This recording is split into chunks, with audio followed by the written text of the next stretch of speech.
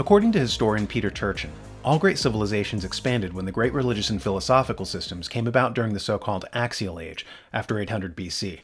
Before then, humans could never surpass the 1 million square kilometer mark. Turchin says that a common belief system is critical to the expansion of societies.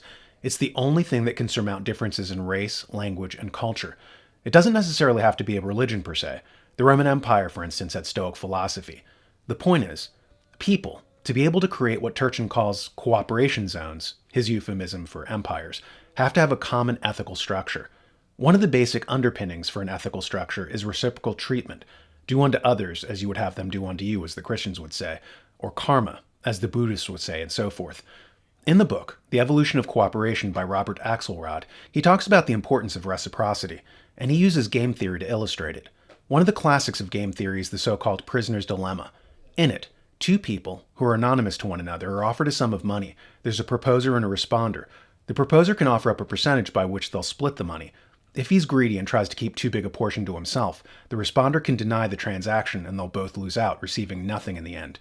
Axelrod writes, "The game allows players to achieve mutual gains from cooperation, but it also allows for the possibility that one player will exploit the other, or the possibility that neither will cooperate. As in most realistic situations, the players do not have strictly opposing interests. To find a good strategy to use in such situations, I invited experts in game theory to submit programs for a computer prisoner's dilemma tournament, much like a computer chess tournament.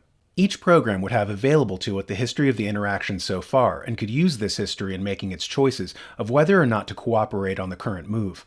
Entries came from theorists in economics, psychology, sociology, political science, and mathematics. I ran the 14 entries and a random rule against each other in a round-robin tournament. To my considerable surprise, the winner was the simplest of all the programs submitted, tit for tat. Tit for tat is merely the strategy of starting with cooperation, and thereafter doing what the other player did on the previous move. I then circulated the results and solicited entries for a second round of the tournament. This time, I received 62 entries from 6 countries. Most of the contestants were computer hobbyists, but there were also professors of evolutionary biology, physics, and computer science, as well as the 5 disciplines represented in the first round. As in the first round, some very elaborate programs were submitted. There were also a number of attempts to improve on tit for tat itself.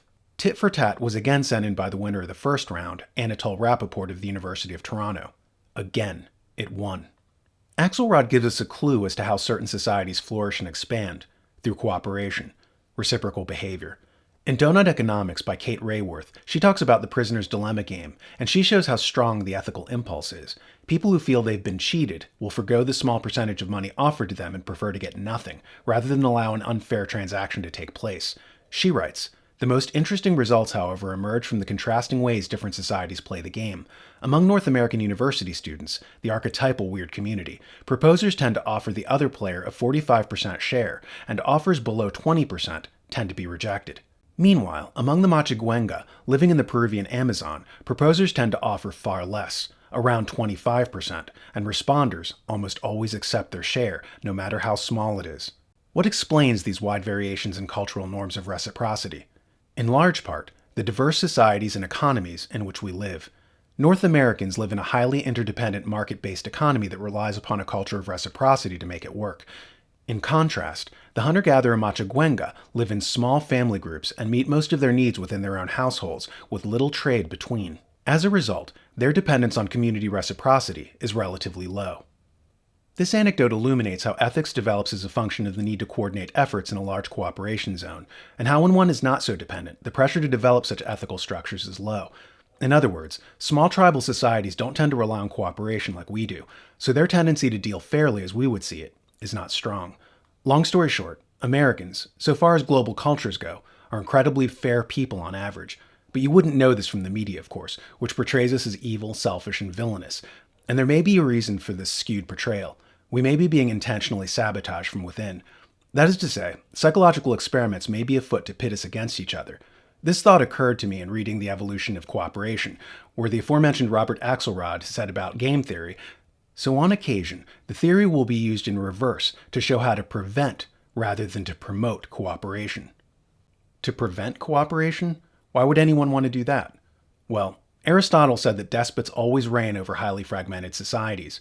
A multi-ethnic society is thus necessarily anti-democratic and chaotic, for it lacks philia, this profound flesh and blood fraternity of citizens. Tyrants and despots divide and rule. They want the city divided by ethnic rivalries. Psychoanalyst Leopold Lowenthal said that Germany was one of their greatest mistakes. They allowed the people to unify and to derive a self-confidence from their shared heritage, history, and culture. Contrary to what you might think, this did not lead to hate, but to love. When the interviewer asked if this was bad, he said yes, because if the people loved each other, they would be less willing to allow foreigners to rule them. You can see a clip here from the documentary The Century of the Self. Well, Freud was saying that masses are bound by libidinal forces. They love each other and delegate their ideas and their feelings to the chap on top. What are libidinal forces? What are libidinal forces? Well, forces of love. Not hate. No, hate is delegated to the others outside. After World War II, many psychoanalysts and intellectuals fleeing Hitler's Germany came as refugees to the United States. Their stated goal was never to allow a Germany to happen again. Their method to ensure that was that conditions would never be such that the people could unite. This required ethnic division and identity politics. Getting back to game theory, they studied what made cooperation happen, and they also studied how to sabotage cooperation. One way of doing this was to create an impression of non-reciprocity among the various groups within the society. For instance, listen to this young man express his frustration that his particular demographic group was being treated unfairly in the new COVID relief bill. Guys, I know you're as amped as I am. Finally, COVID-19 relief. You're like me, you've been struggling due to coronavirus, all the lockdowns. Well, here is our genius bill. Debt forgiveness for farmers. Hundreds of thousands of dollars, debt forgiveness, no strings attached. Only if you're not white, by the way. Yeah, that doesn't apply to white people. But restaurants, family-owned businesses, up to $5 million to help. And they've really been struggling. But only if you're not white, for that one too, sorry. No white people. Women can get it, but not men. In Section 4201 also sets aside $1 billion for small business owners. Well, small businesses owned by minorities. I mean, it's pretty wild how much contempt the government has for white people. Just openly. But people are just so docile, they don't care. Have you not suffered? Have you not paid your taxes? You have a government which does not represent your interests. A government which does not help you. Why do you pay taxes? But no one will care. It will continue to happen, and people will continue to post memes on Facebook about how they're scared of you. They're laughing. Meanwhile, while he's upset about unequal treatment, African Americans are being given a very similar narrative. The society is tilted in favor of privileged white people who never give blacks a fair shake.